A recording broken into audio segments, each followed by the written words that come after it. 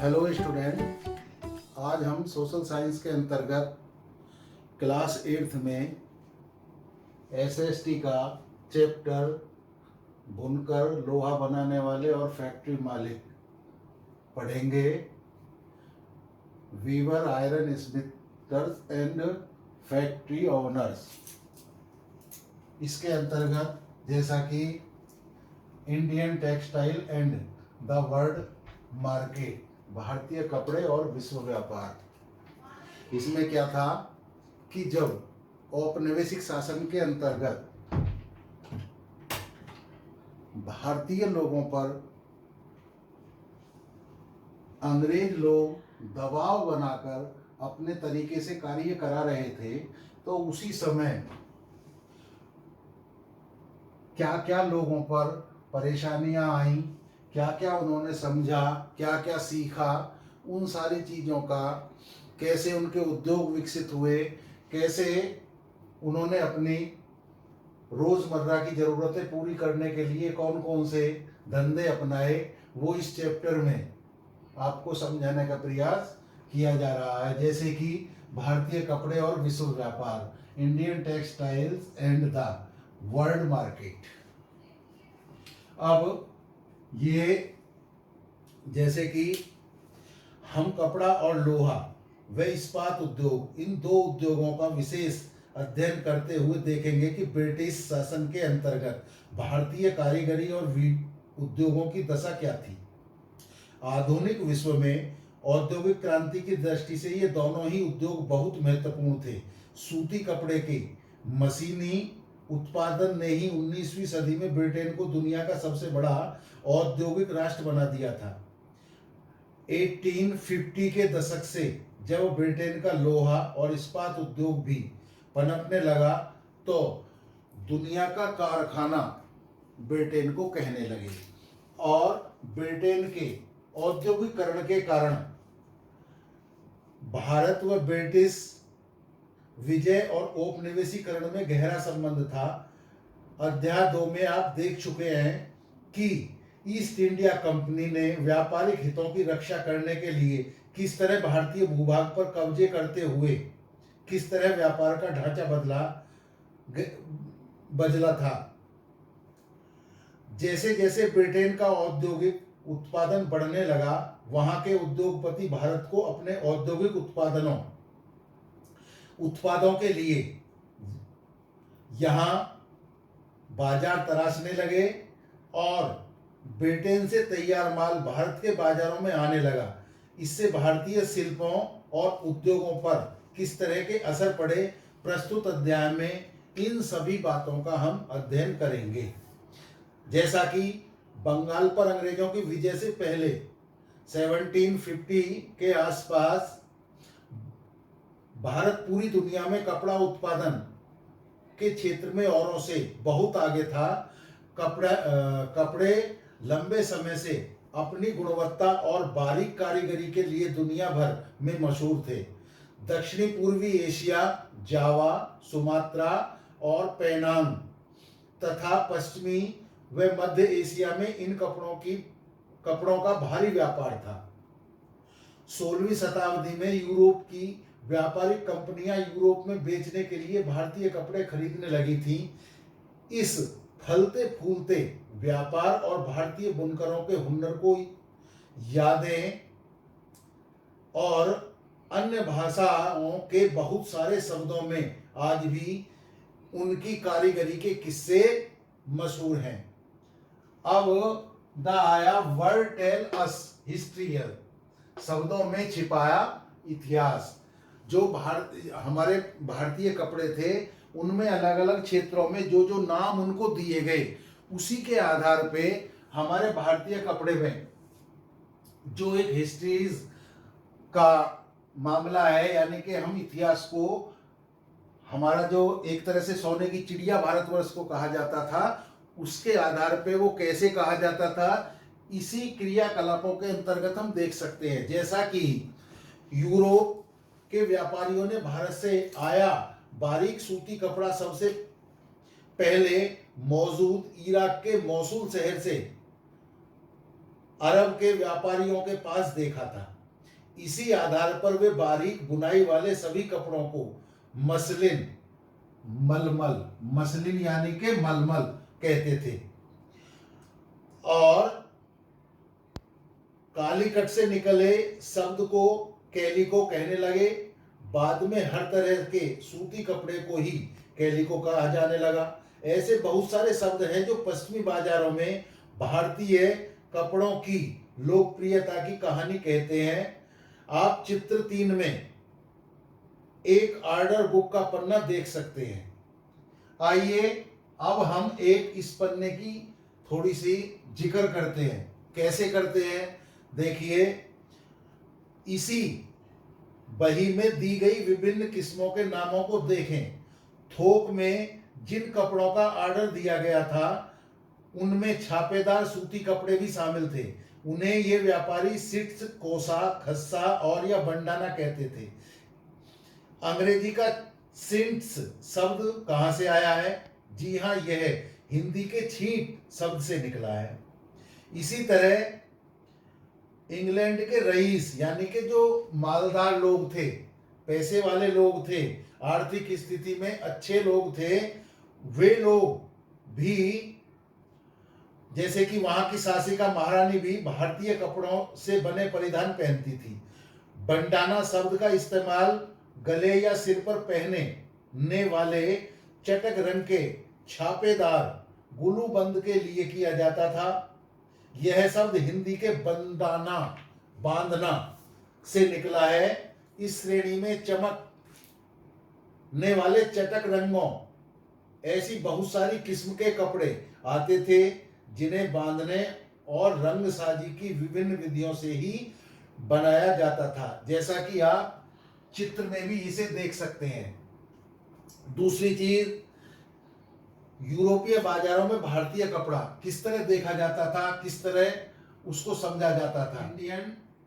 India textile in Europe markets, यूरोपीय बाजारों में भारतीय कपड़ा किस तरह समझा जाता था, देखा जाता था। 18वीं सदी की शुरुआत तक आते आते भारतीय कपड़े की लोकप्रियता से बेचैन यानी कि परेशान होकर इंग्लैंड वालों ने वहां ऊन व रेशम निर्माता भारतीय कपड़ों के आयात का विरोध करने लगे। इसी दबाव के कारण 1720 में भारतीय सरकार ने इंग्लैंड में छापेदार सूती कपड़े, छींट के इस्तेमाल पर पाबंदी लगाने के लिए एक कानून पारित कर दिया। संयोगवश इस कानून को भी कैलिको अधिनियम ही कहा जाता था। भारतीय कपड़ों के सामने लाचार अंग्रेज कपड़ा उत्पादक अपने देश में भारतीय कपड़ों के प्रवेश पर पूरी पाबंदी चाहते थे ताकि पूरे इंग्लैंड में केवल उन्हीं का कपड़ा बिके।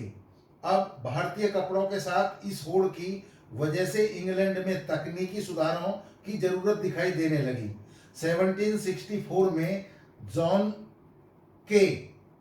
जॉन के एक आविष्कारक थे। उन्होंने स्पिनिंग जेनी का आविष्कार किया जिससे परंपरागत तकलियों की उत्पादकता काफी बढ़ गई। 1786 में रिचर्ड आर्कराइट ने वाष्प इंजन का आविष्कार किया जिसने सूती कपड़े की बुनाई को क्रांतिकारी रूप में बदल दिया।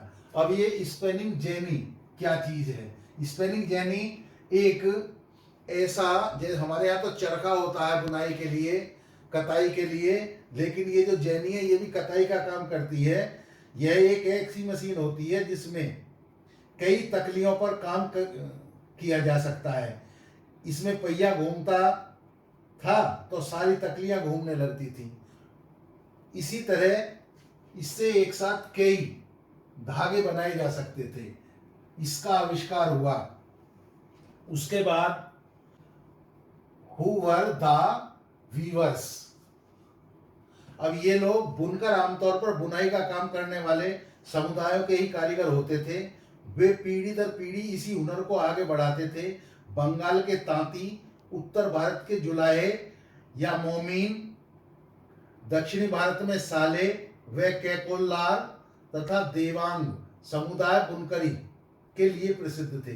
सूत कातना कपड़ा उत्पादन का सबसे पहला चरण था। यह काम अधिकांशतः महिलाएं द्वारा किया जाता था।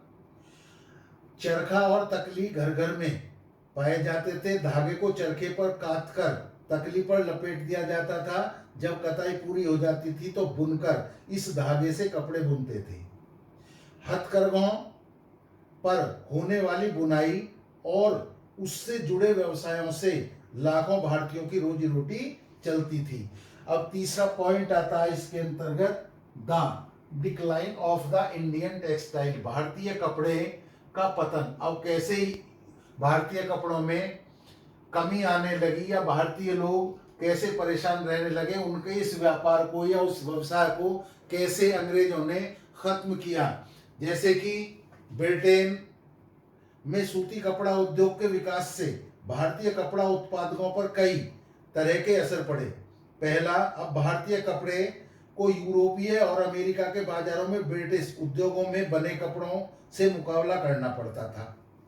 दूसरा कि यह कारण भी था कि भारत से इंग्लैंड को कपड़े का निर्यात मुश्किल होता जा रहा था, क्योंकि ब्रिटिश सरकार ने भारत से आने वाले कपड़े पर भारी सीमा शुल्क थोप दिए थे। इंग्लैंड में बने सूती कपड़े ने 19वीं सदी की शुरुआत तक भारतीय कपड़े को अफ्रीका, अमेरिका और यूरोप के परंपरागत बाजारों से बाहर कर दिया था। इसकी वजह से हमारे यहाँ के हजारों बुनकर बेरोजगार हो गए और 1823 में भारत की कंपनी सरकार को 12,000 बुनकरों की तरफ से एक पत्र मिला, जिसमें कहा गया था कि हम भूखे मर जाएंगे। हमारे पुरखे और हम लोगों को कंपनी से परेशानी मिलती थी, जिसमें हम कंपनी के लिए बढ़िया कपड़े बुनकर अपने अपने परिवारों का पेट पालते थे। किंतु बदनसीबी है कि अब औरंग खत्म कर दिए गए हैं। औरंग क्या होता था, इसे फारसी भाषा में गोदाम कहा जाता था। वहां बिक्री से पहले चीजों को जमा करके रखा जाता था। वर्कशॉप के लिए भी यह शब्द इस्तेमाल होता था। औरंग का मतलब आप समझ गए। तो अब ऐसा दूसरा कारोबार नहीं है जिससे ये लोग सूती कपड़े के अलावा कोई दूसरा काम कर सके, जिससे इनका गुजारा चल सके। लेकिन असली दुर्दिन तो अभी आने वाले थे। भारत के लोग जितना सूती कपड़ा पहनते थे, उससे 2/3 ब्रिटेन का बना होता था। उसमें 2/3 ब्रिटेन का बना होता था। जो लाखों ग्रामीण महिलाएं सूत काट कर ही अपनी आजीविका चला रही थी, वे बेरोजगार हो गईं। कपड़ों की कुछ किस्में मशीन पर नहीं बन सकती थी।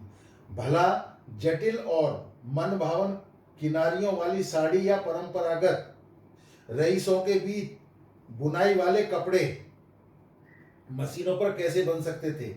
इन कपड़ों की न केवल मतलब मालदारों के बीच बल्कि मध्य वर्ग में भी काफी मांग थी।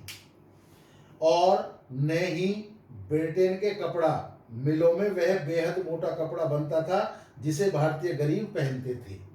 राष्ट्रीय आंदोलन के दौरान महात्मा गांधी ने भी लोगों से आह्वान किया कि वे आयातित कपड़े का बहिष्कार करें और हाथ से कते हुए सूत और हाथ से बुने हुए कपड़े ही पहने। इस तरह खादी राष्ट्रवाद का प्रतीक बनती चली गई यह मुहिम महात्मा गांधी जी की, और चरखा भारत की पहचान बन गया। और 1931 में उसे भारतीय राष्ट्रीय कांग्रेस के तिरंगे झंडे की बीच वाली पट्टी में जगह दे दी गई। आजीविका के साधन गंवा चुके बुनकरों और सूत काटने वालों का क्या हुआ?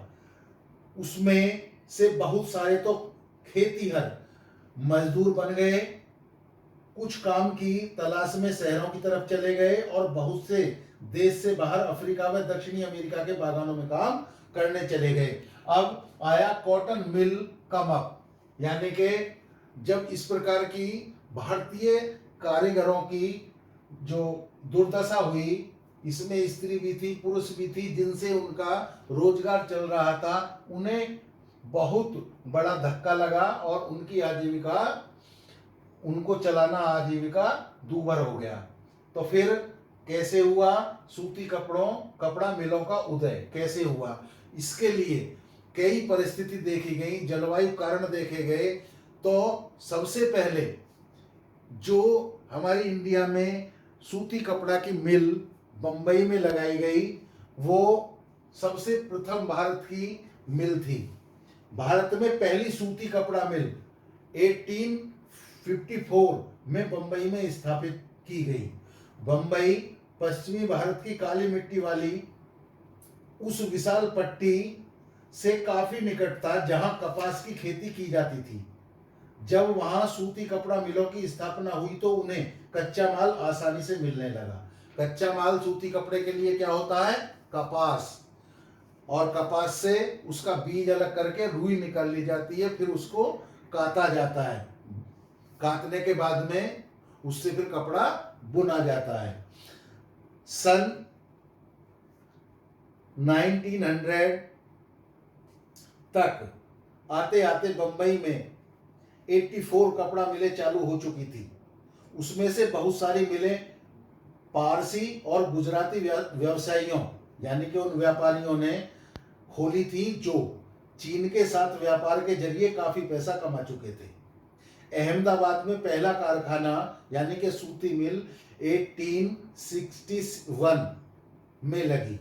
इसके बाद भारत में औद्योगिक सूती वस्त्रोत्पादन की पहली बड़ी लहर प्रथम विश्व युद्ध के मध्य दिखाई दी, जब ब्रिटेन से आने वाले कपड़े की मात्रा में काफी कमी आ गई थी और सैनिक जरूरतों को पूरा करने के लिए भारतीय कारखानों से कपड़े का उत्पादन बढ़ाने की मांग की जाने लगी। अब भारतीय कपड़ा धीरे धीरे उत्पादन की दृष्टि से भी और व्यापार की दृष्टि से भी इसमें इजाफा होने लगा। उसके बाद में आता है टीपू सुल्तान की तलवार और वुड स्टील यानी कि the sword of Tipu sultan and would steel. इसमें क्या था कि टीपू की विश्वविख्यात तलवार आज इंग्लैंड के संग्रहालयों की बहुमूल्य संपत्ति है।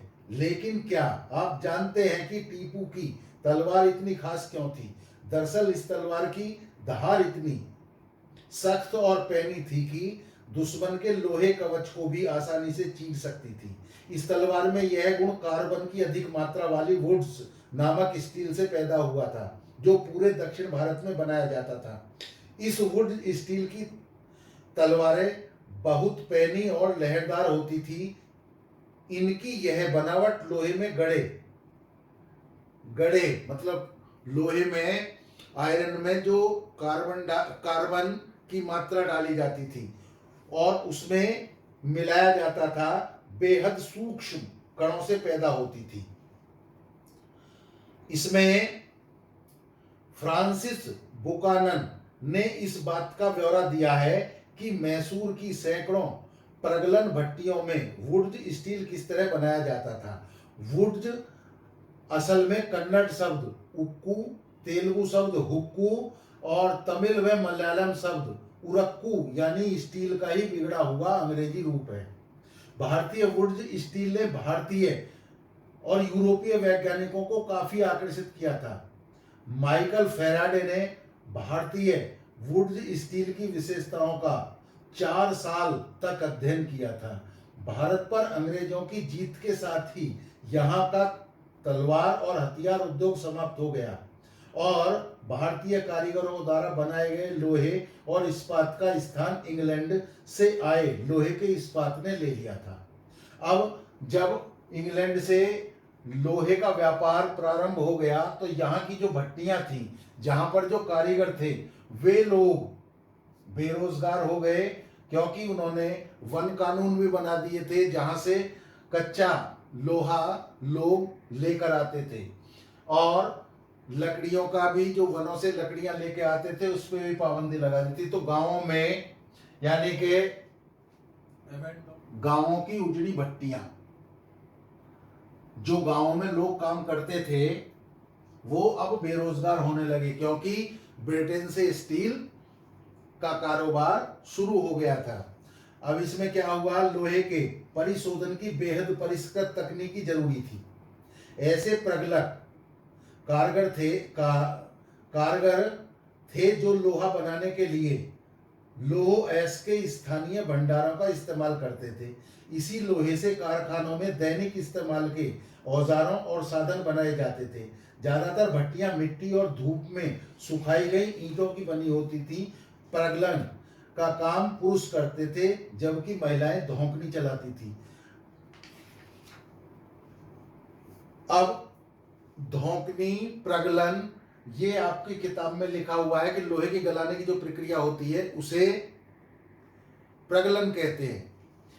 और धौंकनी, जो कि औरत हवा का एक पंखा होता था जिसे चलाती थी, उसे धौंकनी कहा जाता था। वो प्रेशर से हवा भट्टी में लगती थी और उससे तेजी के साथ में आग प्रवाहित होती थी। इसी प्रकार जैसा कि आपने देखा कि 19वीं सदी के अंत तक आते आते गांवों में जो भट्टियां थीं वो कम होती जा रही थी। उनकी ज़्यादातर गांवों में भट्टियां ठंडी पड़ चुकी थी और लोहे का उत्पादन गिरता जा रहा था। ऐसा क्यों हुआ? इसकी वजह नए वन कानून, जैसे कि भी मैंने बताया, जिनके बारे में आप पिछले अध्याय में यानी कि 4 में पढ़ चुके हैं, उसमें सब जानकारी है। 19वीं सदी के आखिर तक ब्रिटेन में लोहे और इस्पात का आयात भी होने लगा था। 20वीं सदी की शुरुआत तक लोहा और इस्पात बनाने वाले कारीगरों के सामने एक नई चुनौती आ खड़ी हुई। उसके बाद में क्या हुआ? भारत में लोहा व इस्पात उद्योग का उदय, यानी कि iron and steel factories come up India. क्या हुआ इसमें? साल 1904 की बात है। अप्रैल के महीने में अमेरिकी भूवैज्ञानिक चार्ल्स वेल्ड और जमशेदजी टाटा के सबसे बड़े बेटे दोराबजी टाटा भारत आए थे। भारत में उनकी इच्छा थी कि भारत में बड़ा लोहा एवं इस्पात कारखाना लगाने के लिए अपनी संपत्ति का बड़ा भाग खर्च करने के लिए वो तैयार थे, लेकिन इसके लिए पहली शर्त यह थी कि यहाँ उम्दा मीन्स अच्छा, गुड कैटेगरी लोहा मिलना चाहिए। एक दिन कई घंटे तक नहीं, एक दिन वेल्ड और दोराबजी एक छोटे से गांव में जा पहुंचे। वहां उन्होंने देखा कि कुछ स्त्रियां पुरुष टोकरियों में भरकर लोह अयस्क ले जा रहे हैं। वे अगरिया समुदाय के लोग थे। अगरिया समुदाय के लोगों ने ही लोह अयस्क और एक और स्रोत ढूंढने में मदद दी, जहां से भारत में भिलाई स्टील संयंत्र को अयस्क की आपूर्ति की गई। इन्होंने मदद की, टाटा की भी और जो चार्ल्स वेल्ड थे इनकी मदद की, क्योंकि ये तो भूवैज्ञानिक थे चार्ल्स वेल्ड और जमशेदजी टाटा। ये एक कारखाना लगाने चाहते थे, इसलिए अगरिया लोगों ने इनके समुदाय की मदद, अगरिया समुदाय ने इनकी मदद की। क्या मदद की? कि जहां शुष्क क्षेत्र था वहां पर का जो लोहा था वो उत्तम था, लेकिन वहां कोई पानी का साधन नहीं था, इसलिए उन्होंने वह दूसरा स्थान उन्हें बताया जहां पानी भी था और लोहा भी था। इसमें कुछ साल बाद स्वर्ण रेखा नदी के तट पर बहुत सारा जंगल साफ करके फैक्ट्री और एक औद्योगिक शहर बसाने के लिए जगह बनाई गई। इस शहर को जमशेदपुर का नाम दिया गया। इस स्थान पर लौह अयस्क भंडारों के निकट ही पानी भी उपलब्ध था और Tata iron and steel company TISCO की स्थापना हुई, जिसमें 1912 से स्टील का उत्पादन शुरू हो गया। भारत में रेलवे के विस्तार की वजह से ब्रिटेन में बनी पटरियों की यहाँ भारी मांग थी। काफी समय तक भारतीय रेलवे से जुड़े अंग्रेज विशेषज्ञ यह मानने को तैयार नहीं थे कि भारत में भी श्रेष्ठ इस्पात का निर्माण संभव है।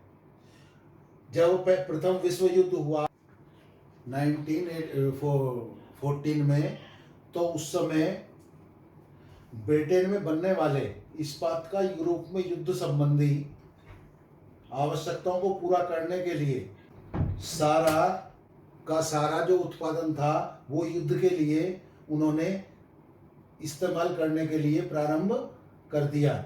जैसे कि और उसी समय क्योंकि ब्रिटेन का जो लोहा इस्पात भारत में आता था वह समाप्त होने लगा और यहाँ पर जो परिवहन के लिए रेल का निर्माण हो रहा था, उसकी पटरियों के लिए लोहे की आवश्यकता थी।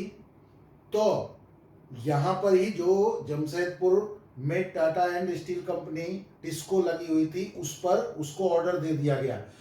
फिर क्या हुआ, इसमें उन्हें टिस्को को युद्ध के लिए गोलों के खोल और रेलगाड़ियों के पहिए बनाने का भी काम सौंप दिया गया। सूती कपड़ों की तरह लोहे का एवं इस्पात के मामले में भी औद्योगिक विस्तार तभी शुरू हुआ जब भारत में ब्रिटिश आयात गिरने लगा और भारतीय औद्योगिक वस्तुओं की मांग में इजाफा हुआ। ये बदलाव पहले विश्व युद्ध के दौरान और उसके बाद सामने आए। जैसे जैसे राष्ट्रीय आंदोलन विकसित हुआ, औद्योगिक वर्ग ताकतवर होता चला गया और सरकारी संरक्षण की मांग बुलंद होती चली गई। भारत पर पहला नियंत्रण बनाए रखने के लिए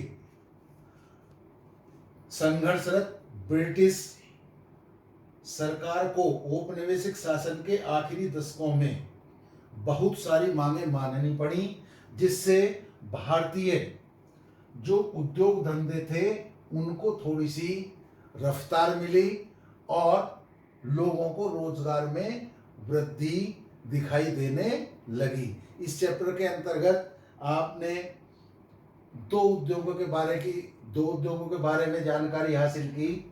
आशा करता हूँ आपकी समझ में आ गया होगा। यदि कोई प्रॉब्लम है तो आप मेरे पर्सनल फ़ोन पर बात कर सकते हैं और अपनी समस्या का समाधान भी कर सकते हैं। धन्यवाद।